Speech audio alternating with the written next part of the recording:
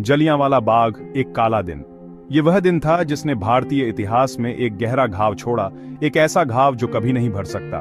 13 अप्रैल 1919 बैसाखी का दिन। ये दिन हर साल पंजाब में बड़े धूमधाम से मनाया जाता था, जब लोग अपने खेतों की फसल काटने के बाद खुशियां मनाते थे। पंजाब के अमृतसर शहर में रौनक ही रौनक थी। बाजारों में चहल पहल थी। लोग अपने परिवार और दोस्तों के साथ खरीदारी कर रहे थे। लोग बहुत खुशी से बैसाखी मनाने आए थे। हर तरफ हंसी खुशी का माहौल था और हर कोई इस त्योहार का आनंद ले रहा था। कोई अपने परिवार के साथ आया था, अपने बच्चों और बुजुर्गों के साथ। वे सब मिलकर इस पवित्र दिन का जश्न मना रहे थे। कोई अपने दोस्तों के साथ। दोस्तों के बीच हंसी मजाक और खुशियों का आदान प्रदान हो रहा था। बच्चों के चेहरे पर खुशी थी। उनकी मासूम मुस्कानें इस दिन को और भी खास बना रही थी। बड़ों के दिलों में उमंग। वे अपने परिवार और दोस्तों के साथ इस दिन को यादगार बनाने में लगे थे। लेकिन इस खुशी में जल्द ही गम का साया छा जाने वाला था। एक ऐसा साया जो किसी ने सोचा भी नहीं था। एक ऐसा साया जो इतिहास के पन्नों पर हमेशा के लिए अमिट हो जाएगा। यह दिन भारतीय स्वतंत्रता संग्राम के इतिहास में एक काला अध्याय बन गया। यह दिन था जलियांवाला बाग हत्याकांड का।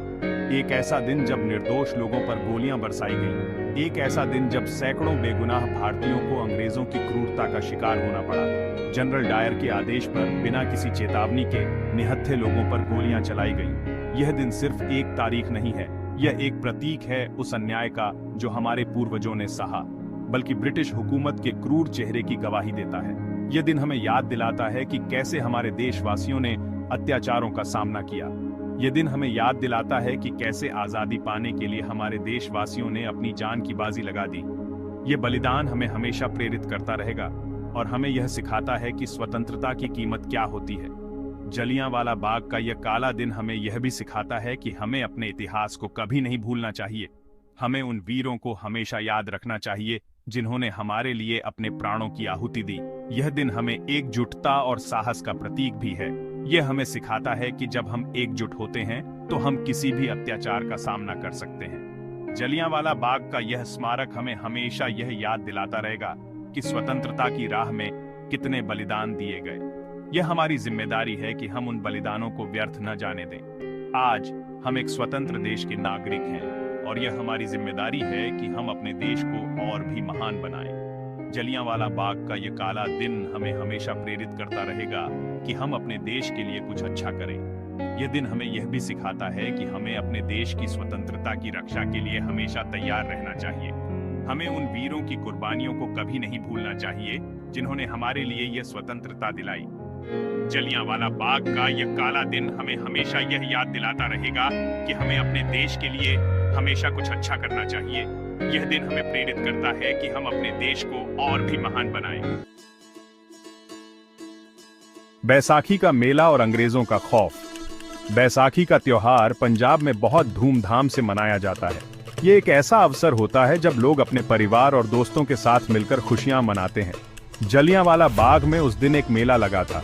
यह मेला हर साल की तरह इस बार भी बहुत खास था, क्योंकि लोग अपनी फसल की कटाई के बाद इस त्योहार को मनाने के लिए इकट्ठा हुए थे। लोग दूर दूर से आए थे। कुछ लोग पैदल चलकर आए थे तो कुछ बैलगाड़ियों में सवार होकर। हर कोई इस मेले का हिस्सा बनना चाहता था। बच्चे झूलों का आनंद ले रहे थे और उनके चेहरे पर मुस्कान थी। उनके लिए यह दिन किसी उत्सव से कम नहीं था। बड़े आपस में बातें कर रहे थे। माहौल बहुत खुशनुमा था। हर तरफ हंसी खुशी का माहौल था। लोग एक दूसरे से मिलकर अपनी खुशियां बांट रहे थे। लेकिन अंग्रेजी हुकूमत को यह बिल्कुल पसंद नहीं आ रहा था। उन्हें यह डर था कि इतनी बड़ी भीड़ कहीं उनके खिलाफ बगावत न कर दे। उन दिनों पंजाब में भी अंग्रेजों के खिलाफ आवाजें उठने लगी थी। लोग अंग्रेजों की नीतियों से तंग आ चुके थे और अब वे खुलकर विरोध करने लगे थे। रॉलेट एक्ट के विरोध में प्रदर्शन हो रहे थे। इस एक्ट के तहत अंग्रेजों को भारतीयों को बिना मुकदमा चलाए जेल में डालने का अधिकार मिल गया था, जिससे लोगों में भारी रोष था। इसी डर से अमृतसर में कर्फ्यू लगा दिया गया था।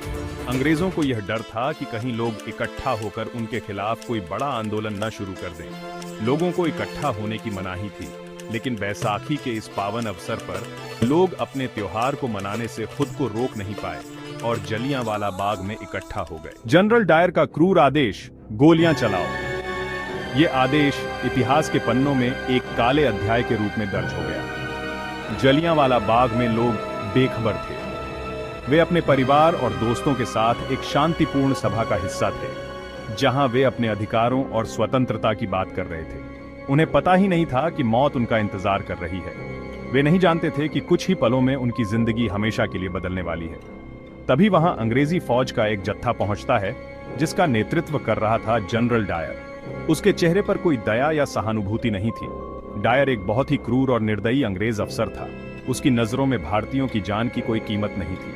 उसने बिना कुछ सोचे समझे बाग को चारों तरफ से घेर लिया। वहां से निकलने का कोई रास्ता नहीं छोड़ा। जनरल डायर के इशारे पर सैनिकों ने निहत्थे और बेकसूर लोगों पर गोलियां चलानी शुरू कर दी। गोलियों की बौछार से लोग इधर उधर भागने लगे, लेकिन चारों तरफ से घिरे होने के कारण वे कहीं नहीं जा सके। इस निर्मम हत्याकांड में सैकड़ों निर्दोष लोग मारे गए और कई घायल हो गए। यह घटना भारतीय स्वतंत्रता संग्राम के इतिहास में एक महत्वपूर्ण मोड़ साबित हुई। निहत्थे लोगों पर अंधाधुंध गोलियां। जब तक लोग कुछ समझ पाते, तब तक बहुत देर हो चुकी थी। गोलियों की आवाज से पूरा बाग गूंज उठा। हर तरफ चीख पुकार मच गई। लोग जान बचाने के लिए इधर उधर भागने लगे। कुछ लोग जान बचाने के लिए बाग में बने कुएं में कूद गए। देखते ही देखते पूरा बाग लाशों से पट गया। खून की नदियां बहने लगी। हत्याकांड के बाद पूरा बाग खून से लाल हो गया था। हर तरफ लाशें ही लाशें थीं। मृतकों में बच्चे, बूढ़े, जवान सभी शामिल थे। इस घटना की भयावहता का अंदाजा इसी बात से लगाया जा सकता है कि बाग में बने कुएं से बाद में 120 से भी ज्यादा लाशें निकाली गई थीं। ब्रिटिश हुकूमत का पक्ष, जुल्म का बचाव। इस नरसंहार के बाद ब्रिटिश हुकूमत ने अपने जुल्म को सही ठहराने की कोशिश की। उनका कहना था कि यह कार्रवाई बगावत को रोकने के लिए जरूरी थी, लेकिन सच्चाई तो यह थी कि यह एक सोची समझी साजिश थी, जिसका मकसद भारतीयों के दिलों में डर पैदा करना था। आजादी की अलख जगाता हत्याकांड, जलियांवाला बाग हत्याकांड ने पूरे देश को हिलाकर रख दिया। इस घटना ने लोगों के जख्मों पर नमक छिड़कने का काम किया। इस घटना ने भारतीय स्वतंत्रता संग्राम को नई दिशा दी। महात्मा गांधी ने इस घटना को लेकर अंग्रेजों की बहुत आलोचना की और देशवासियों से शांति से इसका विरोध करने का आह्वान किया। आज जलियांवाला बाग हत्याकांड को 100 साल से भी ज्यादा समय बीत चुका है, लेकिन इस घटना का दर्द आज भी हमारे दिलों में ताजा है। यह घटना हमें याद दिलाती है कि आजादी कितनी कीमती है और इसके लिए हमारे देशवासियों ने कितनी बड़ी कुर्बानी दी है। जलियांवाला बाग आने वाली पीढ़ियों के लिए सबक। जलियांवाला बाग सिर्फ एक जगह नहीं है, बल्कि एक प्रतीक है।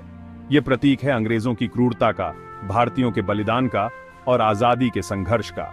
यह घटना आने वाली पीढ़ियों के लिए एक सबक है कि उन्हें अपने अधिकारों के लिए हमेशा आवाज उठानी चाहिए। नीचे कमेंट्स में जरूर बताएं। अगर आपको ये वीडियो अच्छी लगी हो तो इसे लाइक और शेयर करें और चैनल को सब्सक्राइब करना मत भूलिएगा। मिलते हैं अगली वीडियो में।